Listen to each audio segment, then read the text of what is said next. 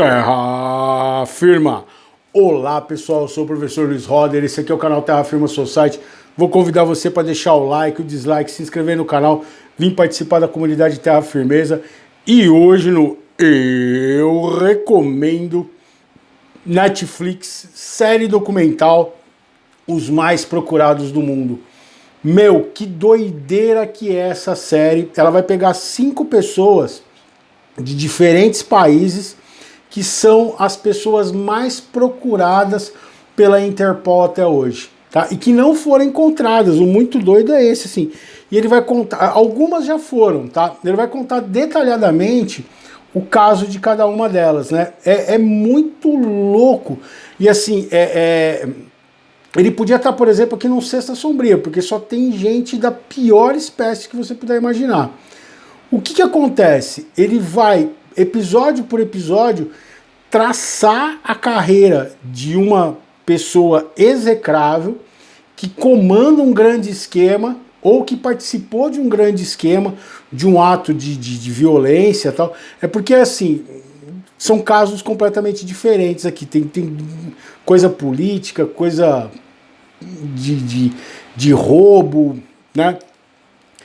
E ele vai mostrar como que essa pessoa, os piores atos que essa pessoa cometeu, por que ela é uma das pessoas mais procuradas do mundo todo, e o porquê que ela está sendo perseguida, está sendo procurada até hoje pela polícia e como que ela conseguiu fugir.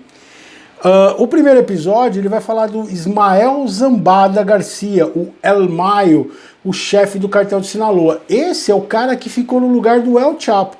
Então ele vai contar a trajetória do El Mayo, como que ele ascendeu no cartel de Sinaloa, a importância dele, a brutalidade que ele trouxe para o cartel de Sinaloa, porque dentro dos cartéis mexicanos você só consegue se impor através da violência e da ultraviolência, né?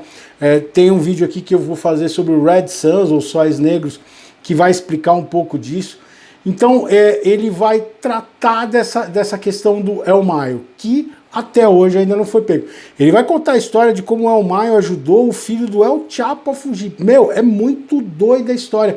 Os caras conseguiram, quando prenderam o filho do El Chapo, ele mandou uma divisão contra a divisão do exército, os caras cercaram o exército e os caras tiveram que libertar o filho do El Chapo. Maluco demais, você vai entrar nesse universo da ultraviolência mexicana e vai entender esse personagem que virou o substituto direto com a prisão do El Chapo, que era o homem mais procurado do mundo, tá? No segundo episódio, você vai ter o Felicien Kabuga. Quem que é esse cara? É o cara que bancou o genocídio de Ruanda. Se você assistiu o filme Hotel Ruanda, se você sabe do massacre que aconteceu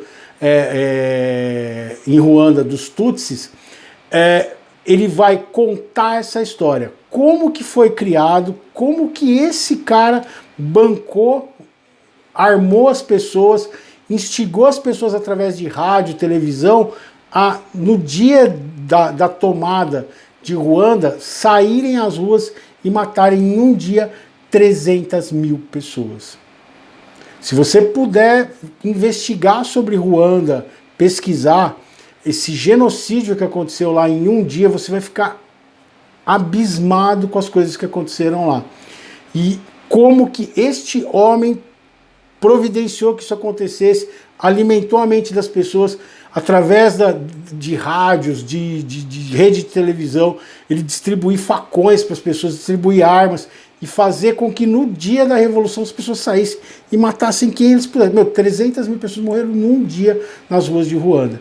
E como que ele conseguiu fugir, usar recursos. Porque é muito interessante, nesse caso, ele é um político, ele vai usar questões diplomáticas, relações, então ele vai fugir para alguns lugares, as pessoas vão encontrá-lo e ele vão falar que é ele vai fugir, ele vai falar que não é muito interessante e assustador. O terceiro episódio, ele conta a história da Samantha Litwaite, ela é considerada a viúva branca. Quem que é essa Samantha Litwaite? Ela foi a mulher que se juntou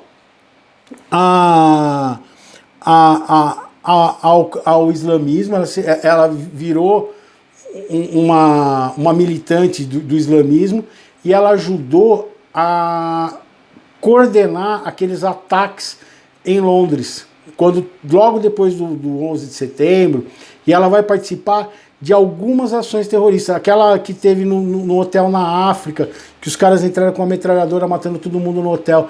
Então vai contar como que ela se tornou uma pessoa super importante dentro das células terroristas e como que ela ajudou essas células terroristas a praticarem esses atos horríveis, esses atos contra pessoas que eram do continente dela, contra pessoas que representavam a sociedade onde ela morava.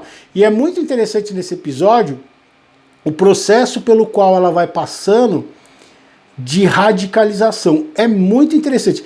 É legal nessa série como eles contam as histórias individualmente. O que une essa série é essas pessoas serem as mais procuradas. Mas a motivação de cada um, porque nem eu falei, o El Maio, a ideia dele era um narcotráfico, é ganhar dinheiro, é aquela piração. O Felicien Kabuga, uma ideia política, racial. Você vê aqui uma filosofia dentro do islamismo. Então ela vai participar, ela vai ser ela é a mulher que está entre a lista dos mais procurados. Por quê? Porque ela organizou grandes ataques terroristas. Depois, no quarto episódio, você vai ter o Semyon Moglevich, que é o chefão da máfia russa. Esse cara, a história dele é muito sinistra e ela vai se cruzar várias vezes com o Vladimir Putin. Esse cara, quando você assiste o Putin System, que eu já fiz aqui um vídeo, e vê histórias que envolvem, ele é um dos grandes empresários da Rússia. Ele não pode mais sair da Rússia, porque ele é protegido justamente pelo Vladimir Putin. E é doido porque ele dá entrevista como se fosse um grande empresário, assim, tal. E todo mundo sabe que ele lidera a máfia russa. Para quem não sabe, a máfia russa é brutal. Ela não tem o menor problema em praticar barbaridades, cometer grandes crimes. E vai mostrar essa história dele, distorções, de movimentos dentro da máfia russa, o modo como foi armado para ele. É muito louco e é muito atual. Você vai entender, você vai identificar como, por exemplo, que o Putin consegue ser um ditador, de que pessoas que ele se cerca para manter esse terror velado na população. Porque o Putin, por exemplo, ele não mantém o controle da população só com o sistema estatal, mas ele tem o apoio das máfias. O Putin foi agente da KGB na Alemanha Oriental. Então ele sabe lidar com esses dois lados da história. E como ele usa essa relação com a máfia russa para intimidar as pessoas, mais até do que o aparato dele. E a importância do Semyon Moglevich nessa história. E ele hoje está sendo procurado pela Interpol, porque chegou um momento que não teve jeito como a Rússia passar pano para ele. E por último, você vai ter o Matteo Messia Denaro, o último chefão da Cosa Nostra. Essa história, ela para mim, individualmente, apesar dos outros terem matado muita gente, terem feito muitas atrocidades, ela tem um caso em particular. Porque esse Matteo Messina Denaro, ele sequestrou um menino, torturou esse menino e matou em nome da Cosa Nostra, para intimidar um juiz. Então tem os crimes dele, tem toda a história dele da máfia, da violência da máfia, como que ele ascendeu na máfia, como que é. Então, vocês estão percebendo que essa série ela vai para vários lugares do mundo e mostra tipos de crimes, situações que levam as pessoas a crimes diferentes. E nesse caso, nossa, deu uma torcida aqui, que sei lá o que aconteceu. Tô muito louco. E aí, o que acontece aqui? Você vai ver a história da Cosa Nostra, como que ele vai conseguir ser um dos últimos grandes chefões, foragido até hoje, e ele só foi ficar foragido não pela quantidade de crimes que ele cometeu, mas por este crime em particular que chocou a Itália. Foi um crime tão brutal, foi um sequestro que impactou tanto a sociedade italiana, que chegou uma hora que não deu para os caras virar as costas e falar, ó, é só um crime da máfia. Esse cara passou dos limites. Então é muito interessante e muito sinistro. Beleza? Então é o documentário. Eu recomendo o documentário, a série documental Os Mais Procurados do Mundo. São 5 episódios, eles têm em média 50 minutos, uma edição muito legal, assim, o modo como é a narrativa, a construção da história. Apesar de serem 50 minutos cada um, na verdade 47 minutos em média, assim, você consegue ter um panorama interessante do criminoso, dessa pessoa que está sendo procurada, o motivo, e eles conseguem colocar para você, assim, os atos horrorosos que essas pessoas praticaram, e você entende por que ela está sendo procurada, e não entende por que até hoje ainda não prenderam essas pessoas. Tá legal? Vamos lá pro poema. O poema de hoje é muitas explicações. Esse poema não tem nada a ver com isso daqui, mas tem. Eu sempre olho, e esse poema tem uma ironia, tá?